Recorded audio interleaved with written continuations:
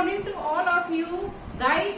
आज की वीडियो में आप वर्ब्स के बारे में समझेंगे, यानी सेंटेंस में वर्ब्स का बहुत ही इम्पोर्टेंस है। इसके बिना हम लोग सेंटेंस बना ही नहीं सकते हैं। So without any further delay let's get started.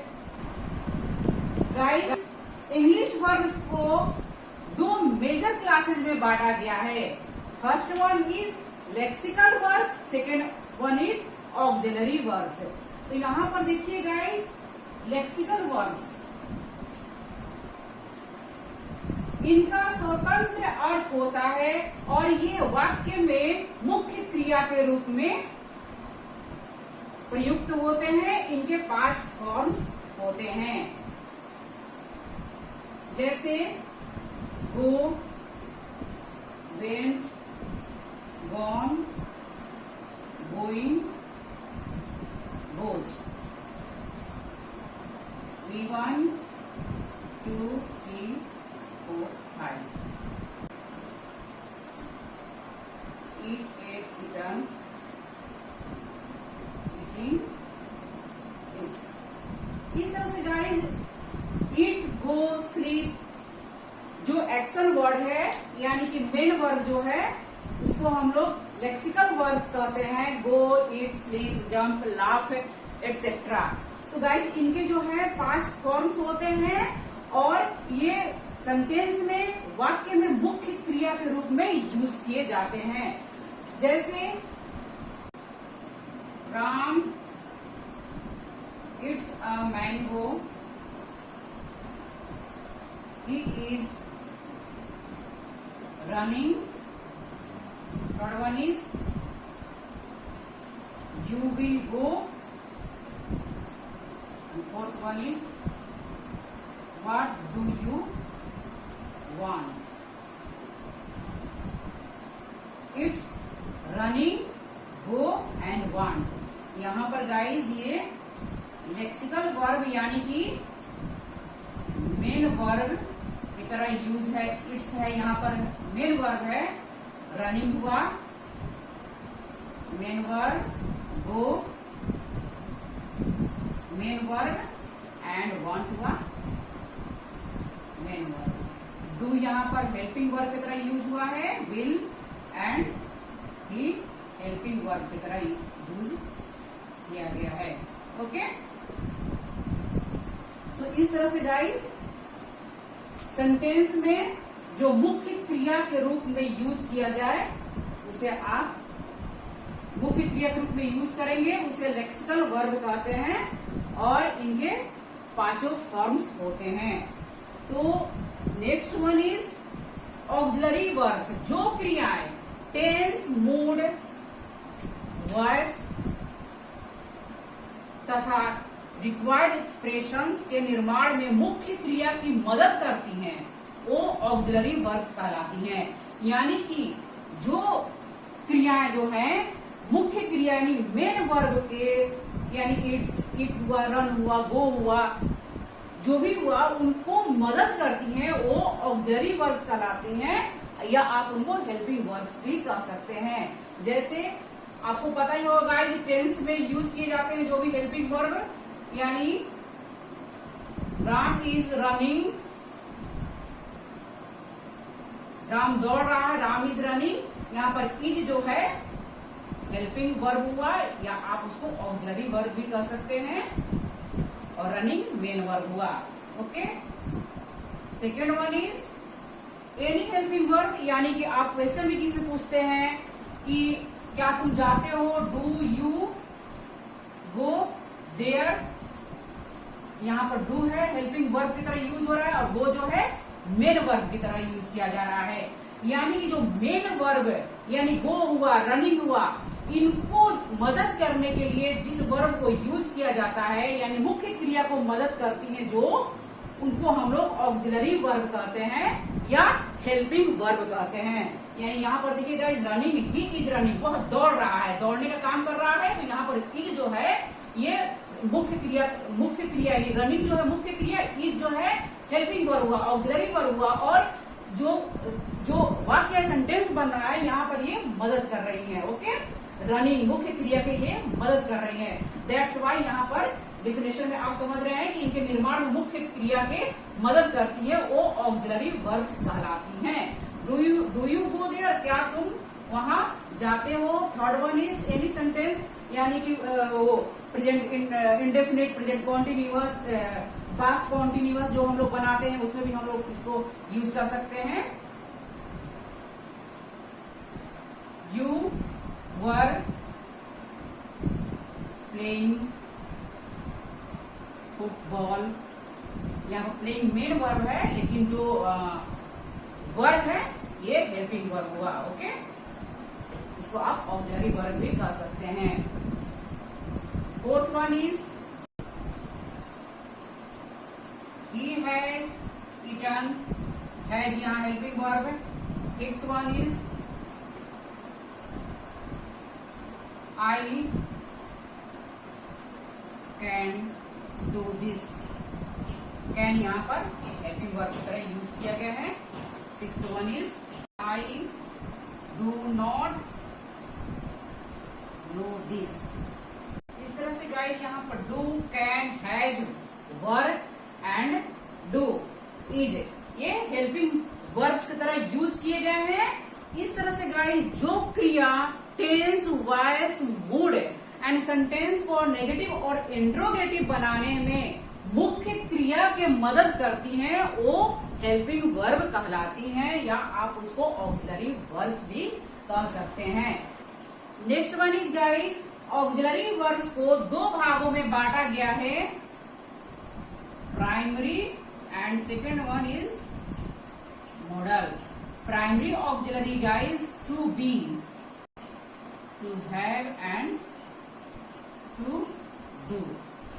To be का रूप आपको पता ही होगा गाइस, प्रेजेंट में is, am, are, and past में वॉज, वर, एंड प्रेजेंट यानी कि इसका first form is, are, am, and second form was, were, and third form been होता है, and fourth form been, B double E N, been, and B for being. And to have, has और have present में, and had इसका पास्ट होता है, and had past participle, and having fourth form होता है इसका। टू डू यानी प्रेजेंट में डू और डज, पास्ट में डिड, V1, V2, और डिड और V3 डन होता है, बट डन का यहाँ पर यूज नहीं किया जाता है, दैट्स वाई मैं यहाँ नहीं लिखूंगी। सो गाइज यहाँ पर ध्यान दीजिए, टू हैव यानी कि हैज है प्रेजेंट में V1 हुआ, हैड आपका V2 हुआ, एंड हैड जो हुआ V3 past participle V3, and जो ING फॉर्म हैविंग हुआ V4। Okay, is, are, M जो हुआ प्रेजेंट में हुआ V1 हुआ, and was, were V2, been जो हुआ V3 हुआ, एंड बिग जो हुआ V4 हुआ। तो इस तरह से गाइस इनका जो है ये प्राइमरी ऑक्सिलरी वर्ब्स हुए। एंड सेकेंड आप मॉडल्स के बारे में समझेंगे। तो can, would, may, might, shall, will, can, could, may, might, shall, will, should, would,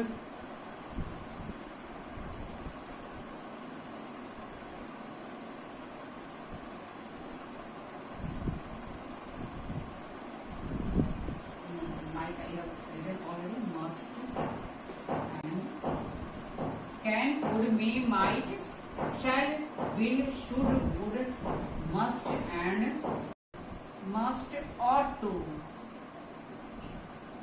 to, used to, and need,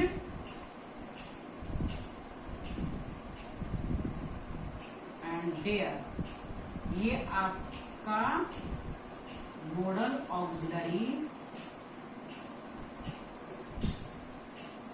हुए। यानी गाइस ये can, could, may, might, shall, will, should, would, must, ought to, use to, need and dare, ये इनको model auxiliaries कहते हैं। इनका जो use है गाइस, यानी ये ऑक्सिलरी वर्ब्स हैं, सेंटेंस में हेल्पिंग वर्ब्स की तरह यूज किए जाते हैं। लेकिन कुछ जो ये वर्ब्स हैं जैसे इज, एम, आर, यानी वॉज वर पास्ट का, and has, have, had, and do, does, did. इसके साथ ही साथ गाइज नीड एंड डेयर, इनका जो यूज है गाइज हेल्पिंग वर्ब के साथ साथ मेन वर्ब की तरह भी यूज किए जाते हैं।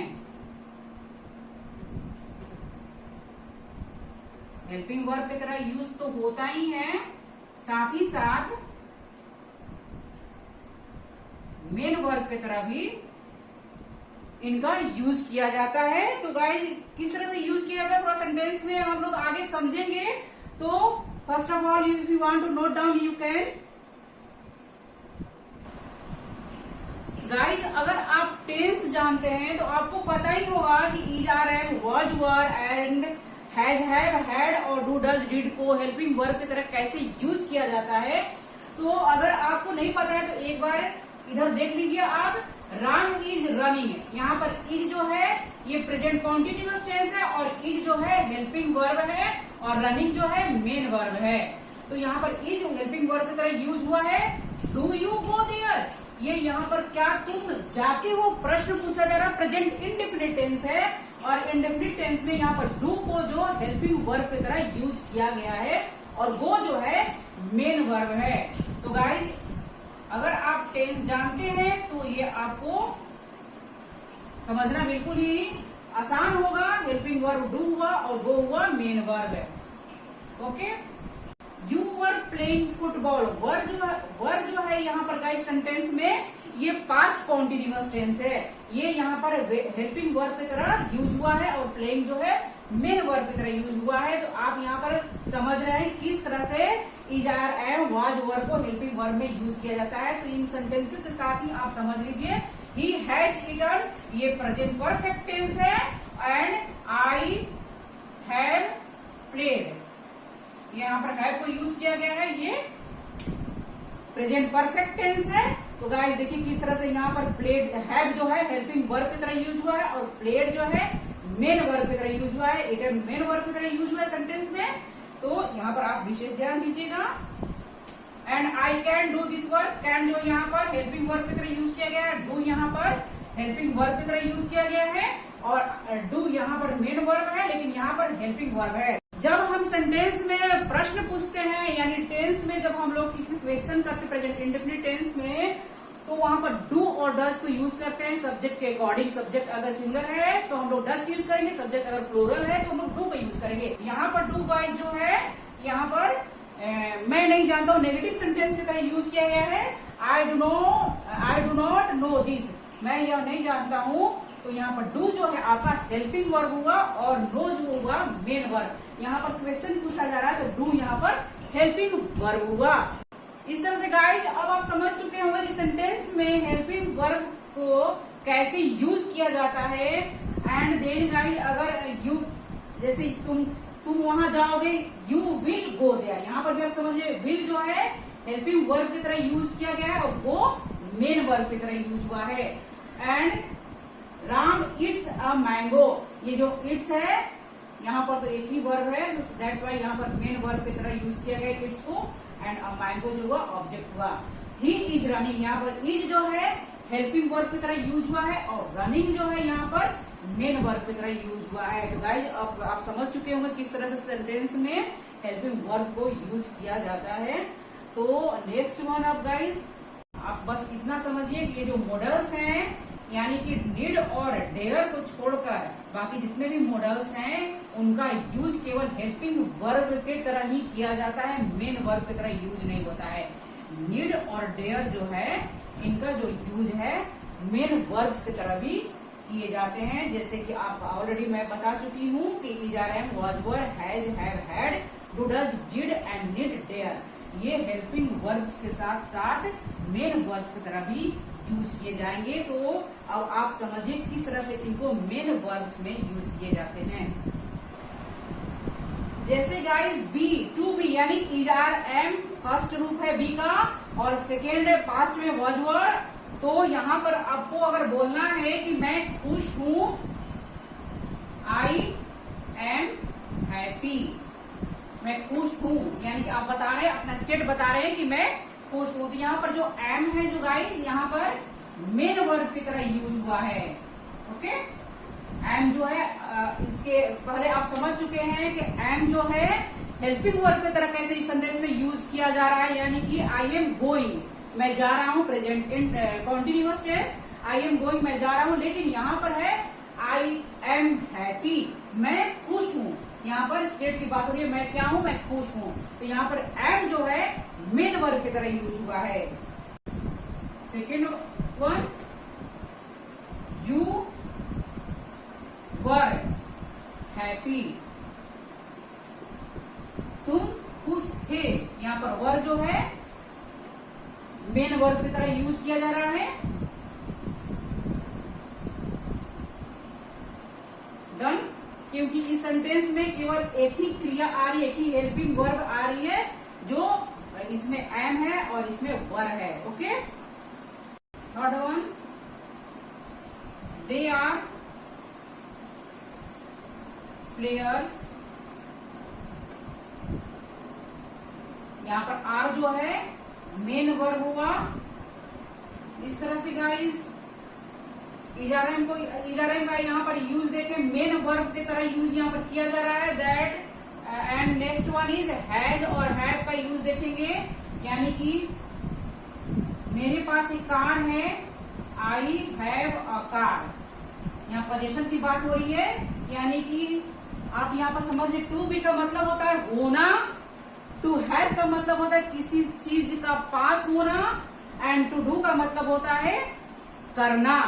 ओके, तो यहाँ पर हैव जो है I have a car, position की बात हो रही है, मेरे पास एक कार है, आई हैव अ पेन, मेरे पास एक पेन है, आई हैव अ हाउस, मेरे पास एक घर है, उसके पास ही हैज अ बाइक। इस तरह से दे हैड अ हाउस, यहाँ पर had, has, have main verb की तरह यहाँ पर यूज किए गए हैं।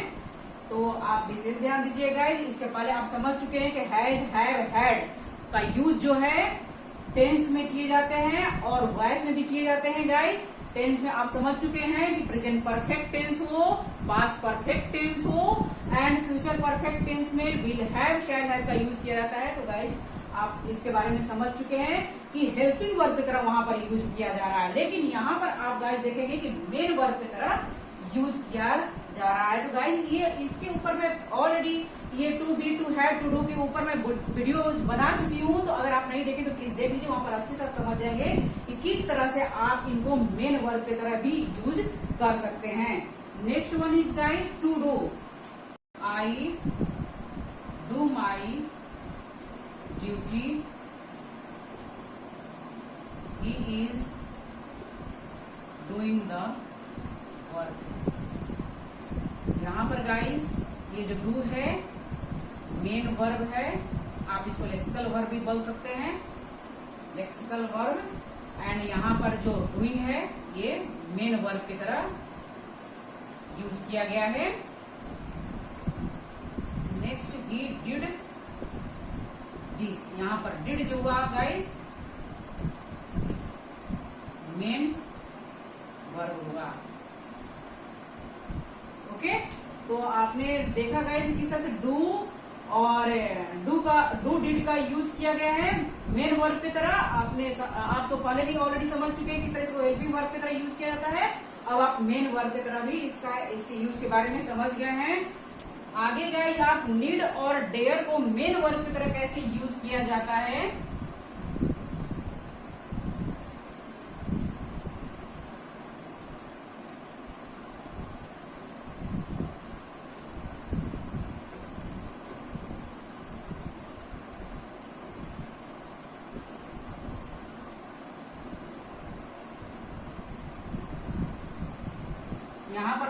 देखिए यहाँ पर जो डेयर है एंड यहाँ पर नीड दोनों ही मेन वर्ब की तरह यूज हुआ है। तो गाइज अब आप समझ चुके होंगे कि ये जो इजा रहा है was were has have had and do does did need dare को हेल्पिंग वर्ब के साथ साथ मेन वर्ब की तरह भी किस तरह सेंटेंस में यूज किया जाता है। और देन गाइज यहाँ आप एक विशेष ध्यान दीजिएगा कि ये जो मॉडल्स हैं इनका नीड और डेयर को छोड़कर केवल हेल्पिंग वर्ब की तरह ही इनका यूज होता है और इनका जो है थर्ड फॉर्म से फर्स्ट सेकंड थर्ड ये वर्ब के फॉर्म्स नहीं होते हैं। गाइस थोड़ा सा एक चीज और आप समझ लीजिए कि नीड डेयर और यूज टू ये जो तीनों हैं गाइस इनको हम लोग मार्जिनल मॉडल ऑक्सिलरीज या आप इसको सेमी मॉडल ऑक्सिलरीज भी कह सकते हैं।